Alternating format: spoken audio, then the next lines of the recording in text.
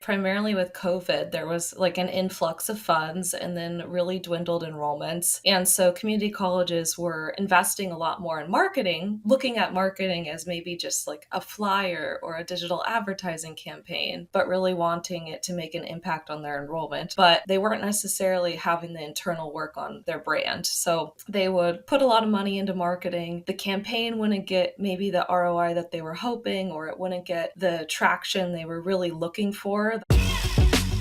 Hey, welcome to the Higher Ed Storytelling University podcast, a show where we bring together Marcom leaders from both inside and outside higher ed to give you fresh perspectives on successful organic content creation and strategy in higher education.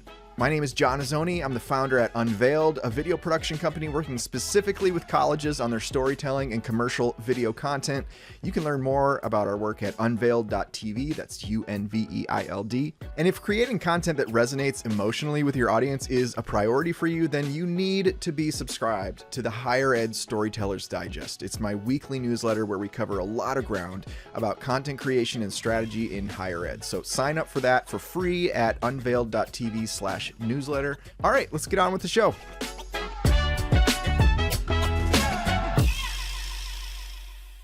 My guest today is Alana Villemez. Alana is on a mission to make community colleges the number one choice across the nation. She is the CEO of Most Likely to Succeed, an advisory firm for community college enrollment marketing. Alana has worked with over 100 community colleges. She is the creator of the Community College Promise Framework, a strategic framework for enrollment. So welcome to the show, Alana.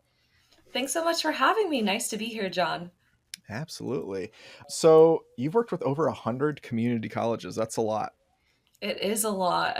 I think it's just a little under 10% at this point. So out of, what is it? The 1,500, 1,600 number seems to increase and increase these days, which is good news. So how are people finding you? Like, how are you coming across people to work with? Yeah, mostly on LinkedIn. And then I have a network from my previous work at community colleges. So mainly through LinkedIn, and that way it makes it really easy. So if you want to connect on LinkedIn, let me know. Awesome. We like to start off the show by having you tell us something that people would be surprised to know about you. Yes, I think the most surprising thing to know about me is I've actually moved 6 times in the last 3 years, not because I'm a vagabond, but because my husband is in the Navy. So Hmm. I'm a military spouse. So I've lived on the West Coast, the East Coast, not made it to the Midwest quite yet, but also have lived overseas in South Korea. So I'm just returning from that stint and am now located here in Hawaii. But I think something that's made me appreciate moving is just all the public systems are the same everywhere you move. So I am a nerd and I love things like libraries and the United States Postal Service, which they had in Korea on the base, surprisingly, which was so exciting. And of Interesting. course, yeah, community colleges. No community colleges in Korea, though. So how you live in Hawaii? That's pretty cool. Yeah, so on a small island, and they have 7 community colleges here as well. So I know them, UHCC, they're great. But yeah, here out here in Hawaii, living in paradise. Love it. So tell me about your background then with community colleges and how you arrived at your company now. Yeah, well, I have to start by saying that I experienced going to a community college. So I graduated from a community college, and doing that, I was really able to graduate debt free and have internships and also work at the college as a student ambassador. So I was really well attuned to what the community colleges could offer. And when I graduated, I quickly realized this is somewhere I'd really love to work and something I'd really love to advocate for. So since then, I've been working actually with community colleges for over 8 years on marketing and communications campaigns. And what really surprised me, though, in attending a community college is just the stigma that comes with it. I remember people in high school being like, "What? Why are you going there? You need to be going somewhere else." And it didn't really make sense to me at the time because there were so many pros. The cons didn't really make sense, I guess. It just seemed like there was this overwhelming stigma. So, Hmm. anywho, that's why I really went and embarked on creating this company, is because I feel like community colleges have a path for anyone in their community, and achievement isn't just the name on your diploma. That's kind of where the name most likely to succeed came from. So, like you said, I'm here to make community colleges the number one choice because I was so impacted by that, and I've had friends who have gone and had that same impact on their lives just from one college experience. So that's why I'm here. It all started at a community college, and I'm still trucking, so to speak. That's awesome. I did some courses at a community. So I went to art school and then I did like some gen ed stuff at community college here in Michigan. And one of my favorite classes that I took was at the community college. It was about logic. And, I learned all about like logical fallacies and stuff like that. And, marketing speak, what to watch out for with marketing speak when they're like, oh, you can win up to something, something. But then I remember sitting in that class being like, yeah, but that's what marketers do, because like, Yeah.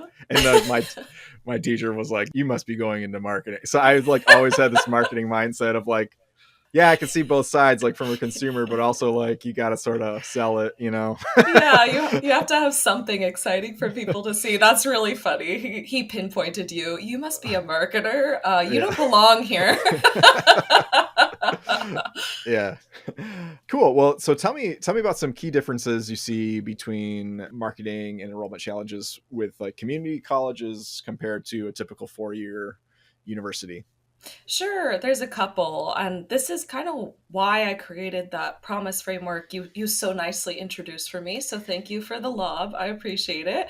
But basically, this is a strategic tool to consider all the factors that are really affecting community colleges. So you've got the external factors like industry, policy, community, and perception, and then you have everything internally. So departments, the programs you offer, technology, and then, of course, our bread and butter, communications. I also would not fit into that class, unfortunately, that you referenced earlier. So, really, the reason I made this was because I found a lot of community colleges were having a lot of differences between the external factors they were having to consider compared to four-year universities, and then also those internal elements. So, something I saw a lot was they maybe were getting impacted with how much financial aid they were getting. But I think the biggest one is actually in the community and perception area. So they have, like I mentioned previously, this stigma. We lovingly refer to it as CC stigma. Hmm. We probably shouldn't have given it a name. I feel like that gave it even more legs now that we're going back into that marketing class. But hey, it's called CC stigma. And then the other element is that they really are serving their community. So it's very local based unless you have a really robust international recruitment strategy or out of state recruitment strategy. You are going to be recruiting primarily from your local community, which is going to be a pipeline of high school students and then adult learners. So the learners or those that are attending are usually a little bit more diverse, I would say, than the traditional four-year student going to a four-year university. Again, all generalizations, but I think anyone who works at a community college could tell you that.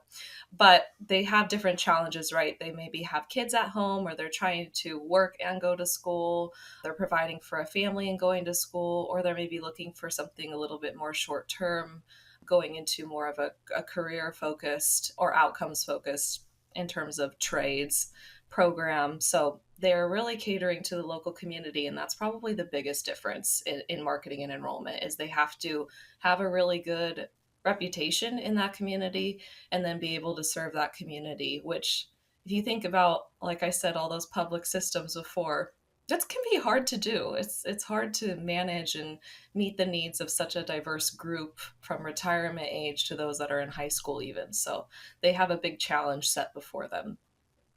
Awesome. So you wrote an article called How to Fix Branding Blunders: Perceptions Effect on Community College Success.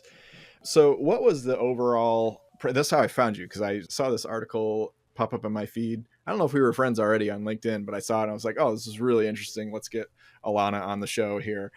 So like tell me about what was the overall problem this article was addressing, and what caused you to write it. Sure. Yeah, I think it started primarily with COVID. There was like an influx of funds and then really dwindled enrollments. And so community colleges were investing a lot more in marketing and looking at marketing as maybe just like a flyer or a digital advertising campaign, but really wanting it to make an impact on their enrollment. Obviously, when we spend money, we want to see that impact in the ROI, but they weren't necessarily having the internal work on their brand. So they would put a lot of money into marketing. The campaign wouldn't get maybe the ROI that they were hoping, or it wouldn't get the traction they were really looking for. That was kind of what I call the silver bullet during the enrollment period, because for whatever reason, one, students, their perception of college at the time was not going or taking a gap year because of the mental health struggles. And then two, just everyone had been turned upside down. So anyway, I kept seeing this diminished trust when people would run marketing campaigns.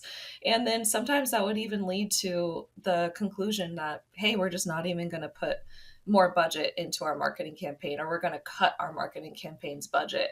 And really this happened pre-COVID as well, but it just became more dramatic, I guess, during the COVID season. There was a lot more pressures there.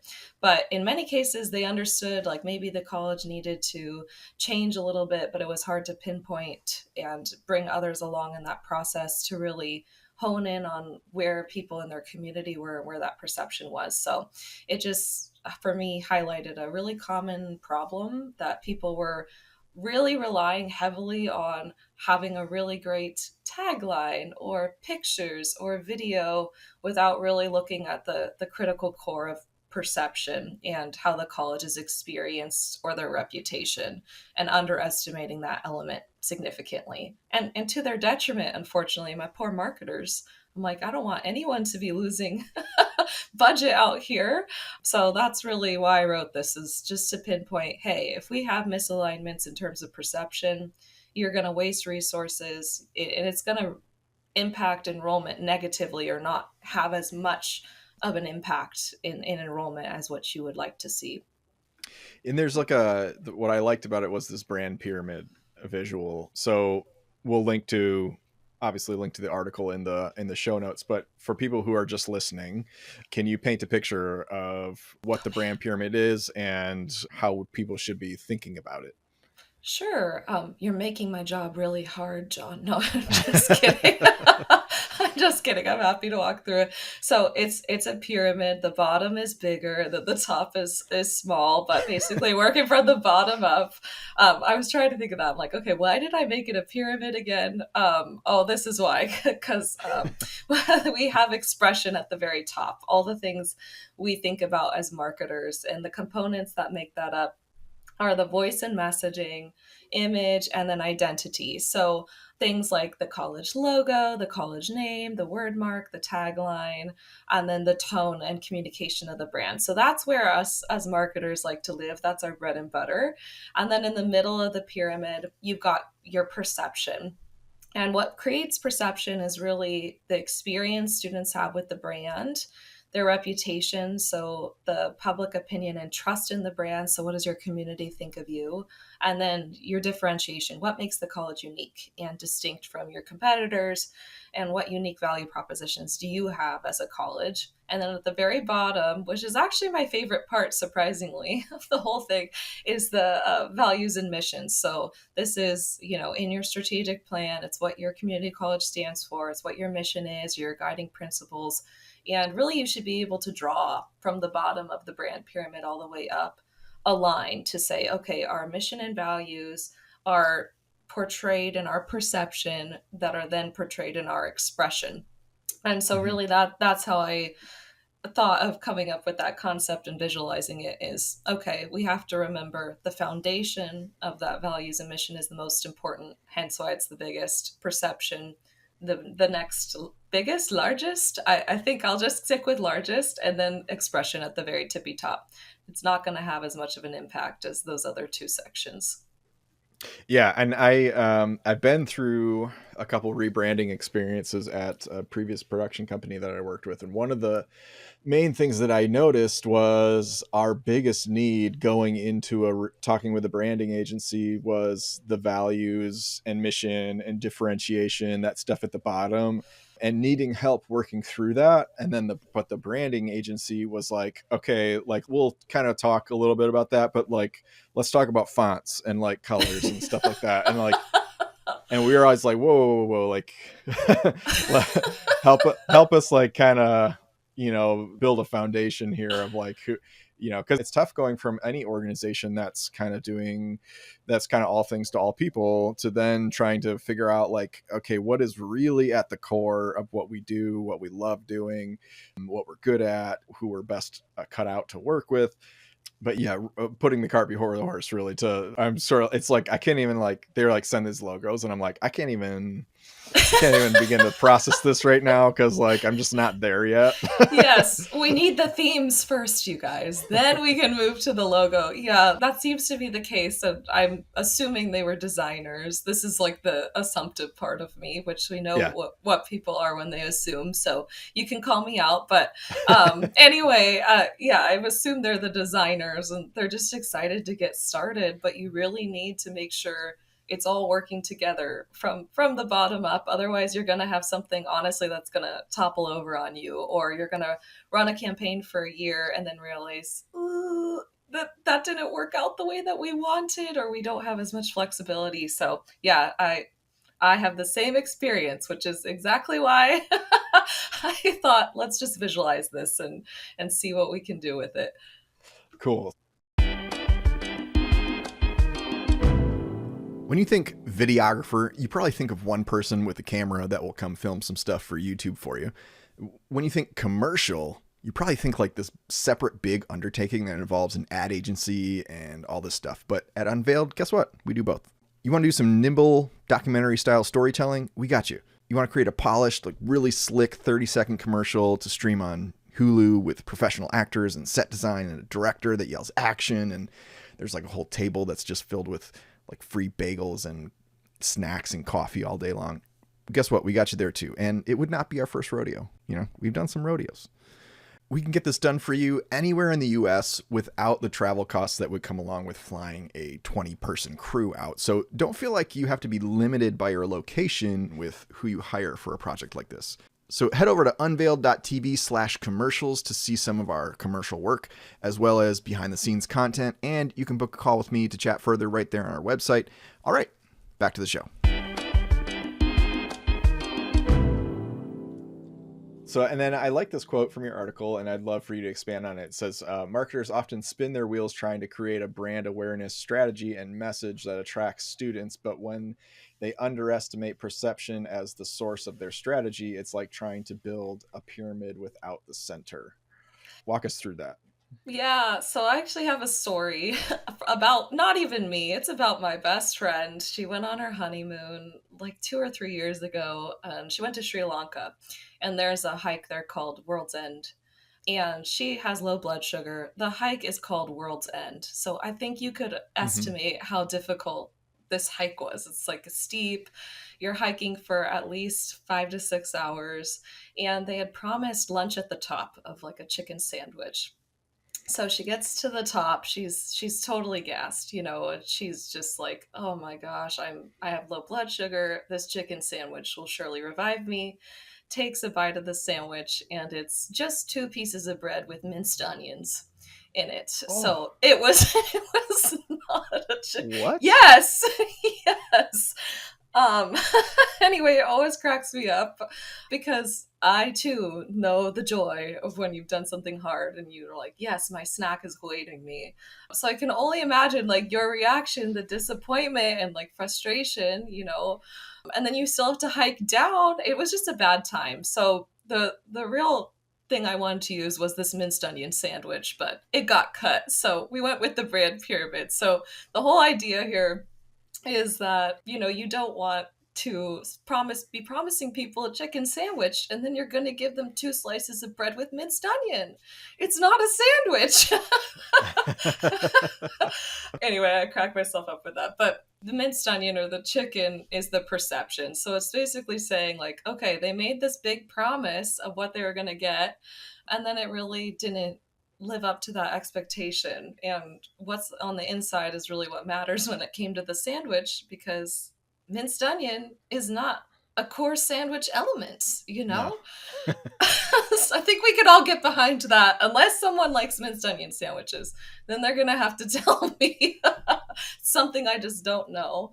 But we just don't want to give students, right, something that's subpar. We want to give them what the college promised. And perception is really the core indicator of, are we doing what we promised from our mission and values? And did they get what they were expecting? That's Yeah. really the core of it.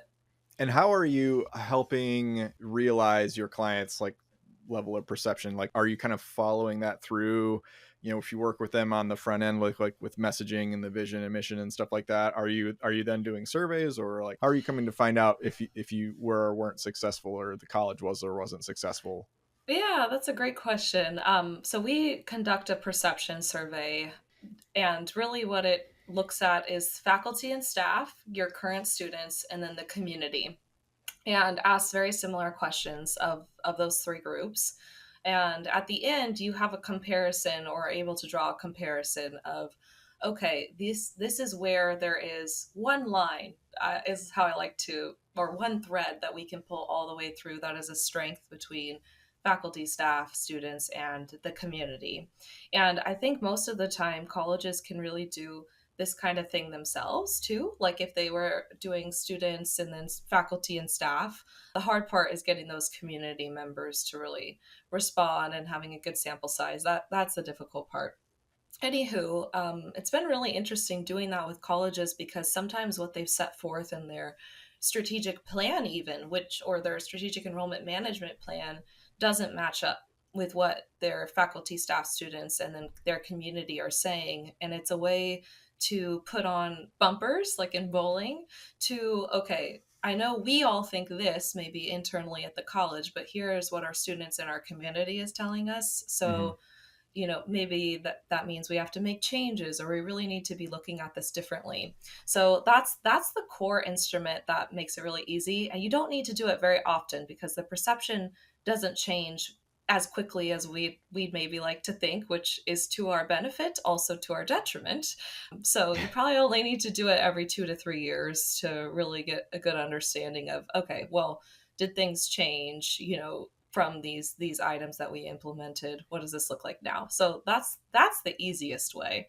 I've heard Yeah. of people doing focus groups too. You can always add those on if you have like a certain population you're missing, but focus groups are tough these days, so really sticking to that survey module is the easiest way. Yeah, for sure. And I think I liken it to like core values. You know, there's like people that all these organizations like get go crazy over their core values and what they, you know, what they want to be about, but it's like your DNA as an organization really is like who you actually are, what others glean from you or how others receive you.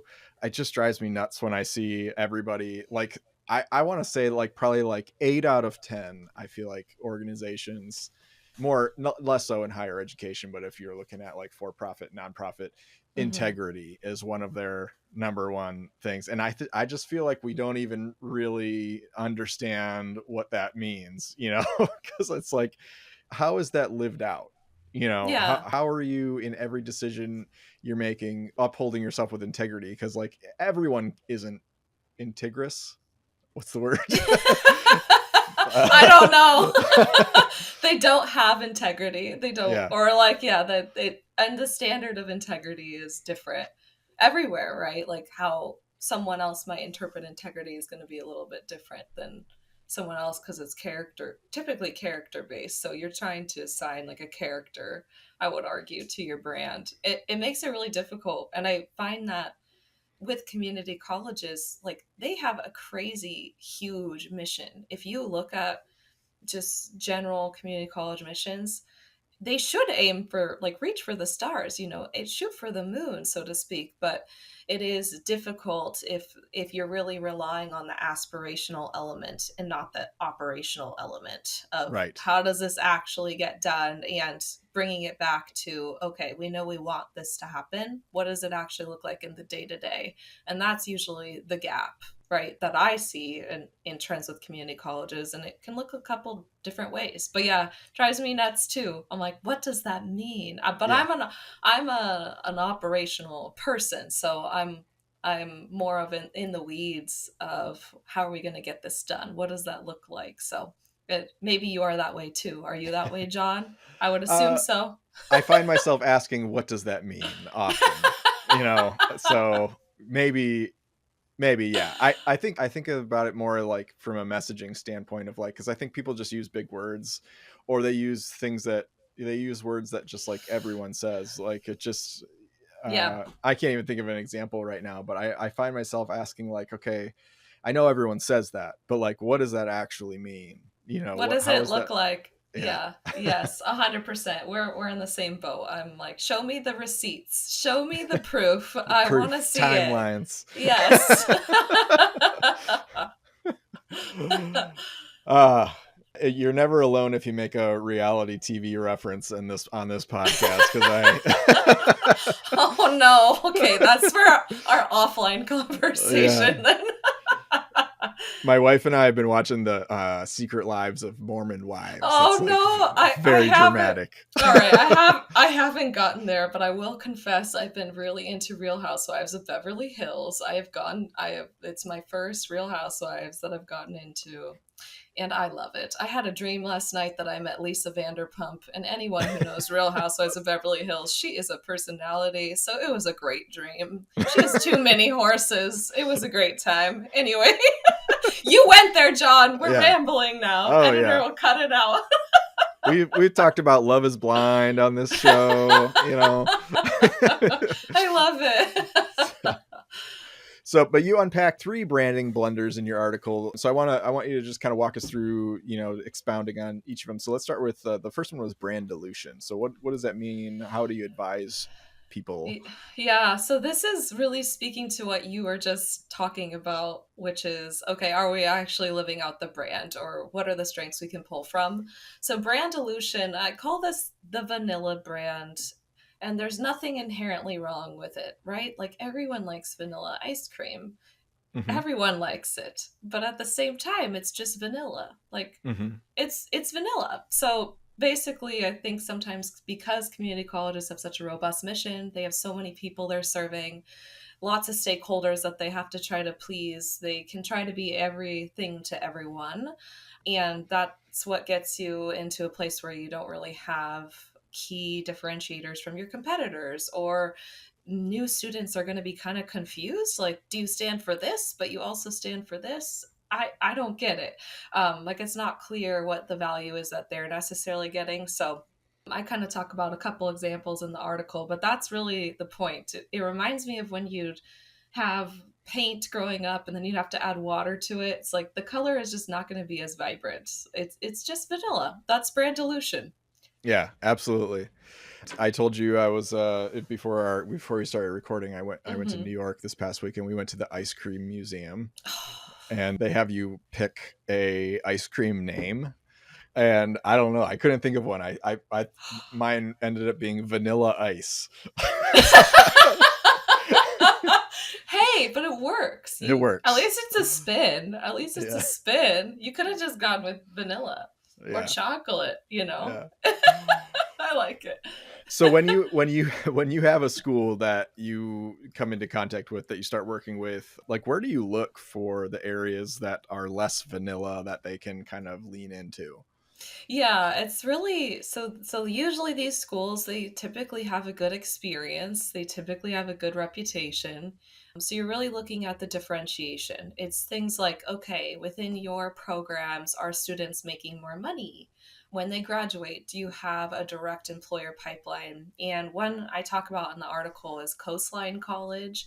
I have not worked with them, but they have a great, great team. I know the team over there, but they emphasize on their college homepage, like, we have a partnership with the NSA. So our students who graduate from our computer science program can go and get a job at the NSA. And that was very unique to me. I think colleges are typically keeping a more above line message, but they're a fully online college. They were one of the colleges in California, specifically, I think in the US even, that went fully online before COVID. So they have been, having this online computer science, cybersecurity program for at least 4 or 5 years, I want to say. So that's one way. Like, let's look for the differentiators. Is there like a star program that you have that you could use more enrollments in? and then what are the things that students are benefiting from in that program, just looking for those differentiators.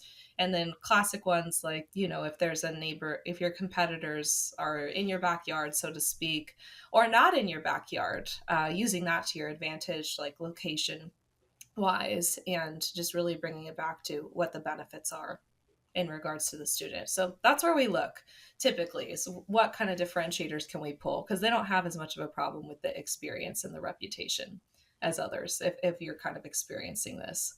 Well, cool. So let's talk about brand undervaluation. What does that look like? Yeah, this is when a college maybe have identified those differentiators and they're great differentiators, but they're leaning too heavily on it. So I had someone tell me one time, your greatest strength is also your greatest weakness. And I think that's true in a lot of circumstances. So you'll see colleges really hone in on maybe one element. And in this case, I use transfer. Like, we're the number one transfer college, which is amazing if you think about it. But at the same time, it doesn't really set you up to get students who are maybe interested in those 2 year programs or certificates or even non credit credentials, because you're really honing in on one area.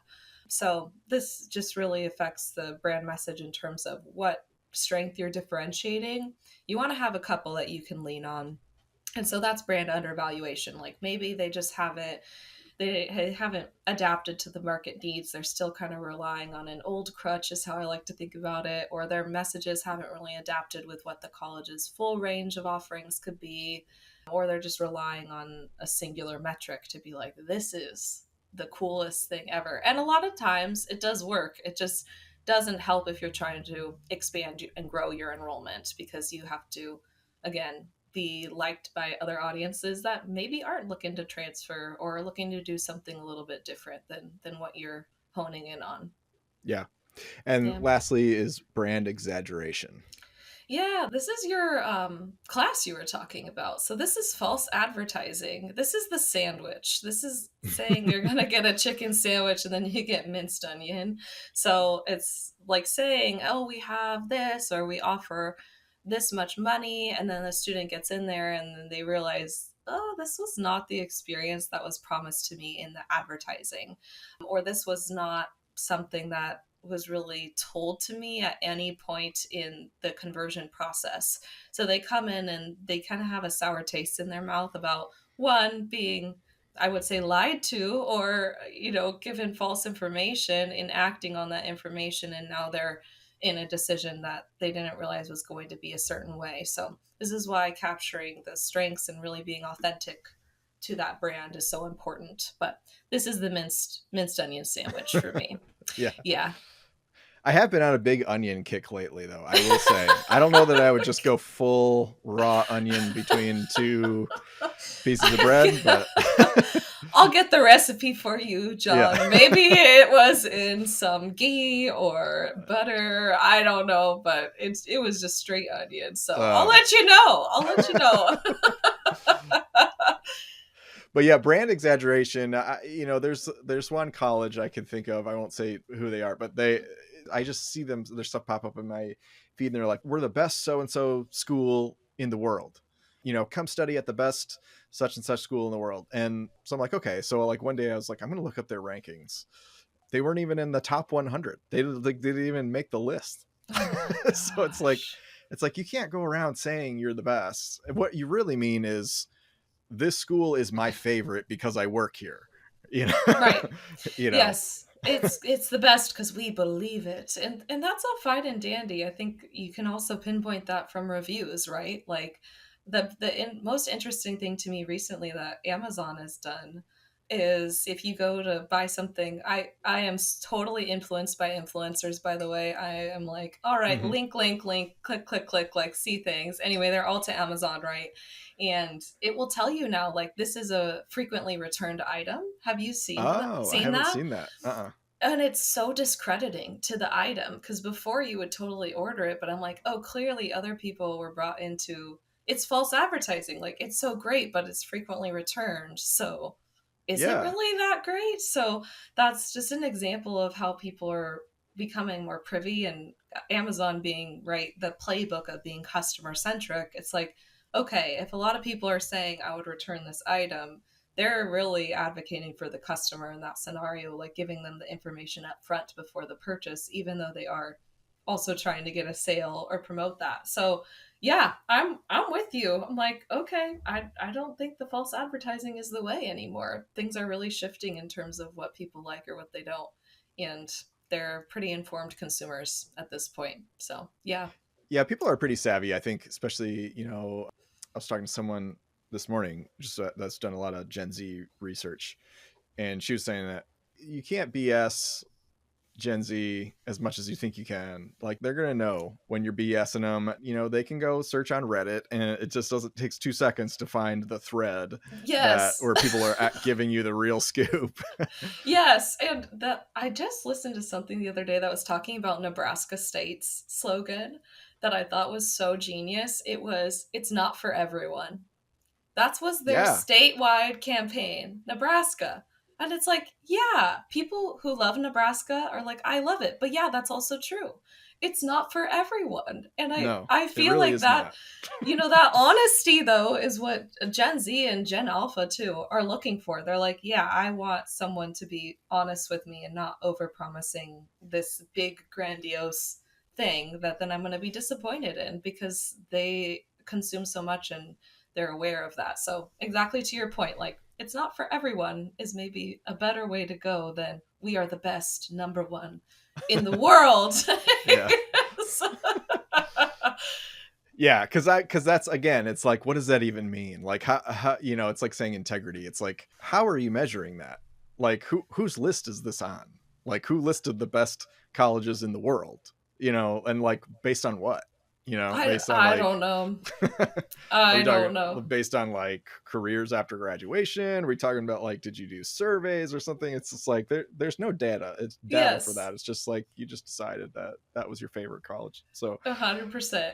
but yeah, so, and by the way, Nebraska is not for everyone. I agree. I agree. Okay, that's one of the states I've never been to. I think I've been to like 36 now. I'm working my way up there. I got to go the northern route, but yeah, I haven't been. So we'll I see if it's went, for me. my first job out of college was working for a nonprofit, and we had this car that was like all decked out. It was like a home, we did homeless outreach Oh in this wow. car. And so we had to drive to this conference in Nevada, me and my best friend who worked together on this program. And we took this car that was all decked out with like the branding and stuff like that, and we drove it across the country from Michigan to Reno, Nevada. Oh my gosh. And it was such a fun trip. But I remember, and I apologize to anyone that's listening from Nebraska, but I remember distinctly Nebraska being like, this is so like flat. This is I'm like, wow, this is There are no mountains yeah, or there's hills. just Oh my gosh. It's nothing like driving across the state to really get a good understanding of it. I think that's a rule. Before you make your judgment call, you have to drive fully across it, right? Lengthwise or widthwise, hamburger or hot dog. So yeah, yeah. I mean, that being said, south, like lower Michigan, is not much to shake a stick at or whatever. It's a lot of strip malls, and yeah, like yeah. Pros and cons. Pros and cons. yeah. All right, so brand dilution, brand undervaluation, brand exaggeration. Can you spotlight some community colleges that have executed this brand pyramid and like done these things right? Yeah, absolutely. And it's kind of hard to tell, to be honest with you. So I just go to the homepage and I look at what they're highlighting on their homepage, unless you work alongside them and can really pinpoint that. So one of them is Coastline College that I mentioned. They're in Southern California in Orange County. The other one is Milwaukee Area Technical College. I think they've done a really good job of representing their brand, especially perception, in their organic social media content. So they do a lot of ad hoc interviews with students, like, what are you doing for your job? Where are you going next? And they just do an excellent job on their content marketing. Bismarck State College is one of my favorites. They actually captured this in their strategic plan. I also wrote about them, so that was more on the strategic planning side, but they went through a rebrand and their brand is Done Right, which I love. They're in North Dakota. Hmm. So I don't know if you've been to North Dakota, maybe John, but I have not. okay, well, that's very, like, think of Fargo, right? And Yeah. just salt of the earth, hardworking. They rebranded to a polytechnic university. They've done a beautiful job on their website, press release. They've done a great job in bringing out that brand and really representing the core perception of what people are looking for from their college. And then the last one I would emphasize is Pasadena City College, and they are also in Southern California, more LA than Orange County. But they have an awesome homepage right now. It's like Pasadena. I'm not going to capture it correctly, but if you go to their homepage, it's great. They've got, like, here are the 4 things that we do, and they have a landing page that you can go to that emphasizes that. And the other one I emphasized was St. Petersburg College in Florida. So you can really easily look at your homepage and see, like, okay, are we doing any one of these brand blunders, is what I called them? And is there a way that we can update our homepage just to even reflect some of the more offerings that our college has, or make sure we're not exaggerating, or make sure we have a unique differentiator? So that's really the core to this. Love it. Awesome. Well, this has been fun to chat with you. So tell me where, like, if any community colleges want to work with you, if we want to make this like your 101th client, or Yeah, 120th. I don't know what number you're on here, but sure. where would they go? They can go to my website. It's mltsucceed.com. If you want to go there and take a look at the community college promise framework or this article and subscribe, you certainly can. I'd love to have a free consultation call with anyone. And you can also follow me on LinkedIn. I'm pretty active there. Like I was telling John, that's where John and I got connected. So if you want to give a follow there too, I'm all about conversations. So if you're looking for any kind of strategy, just let me know. Happy to oblige. Awesome. Well, Alana, thanks so much for coming on the show and sharing your wisdom with us. We'll put the link to this article in the show notes, but appreciate you coming on. Awesome. You too. Thanks so much, John. Looking forward to chatting. Hey, thanks so much for listening. 3 things I want to invite you to before you go. Number 1, if you want to know what's working right now in higher ed video, like what videos are getting tons of views, likes, comments, all that, you can get ungated access to our report, aptly named What's Working in Higher Ed Video, a comprehensive guide for higher ed Marcom leaders and content creators. So check it out at unveiled.tv/higher ed video, and you might want to bookmark it because it's designed to be a resource for you that you can keep referring back to for inspiration.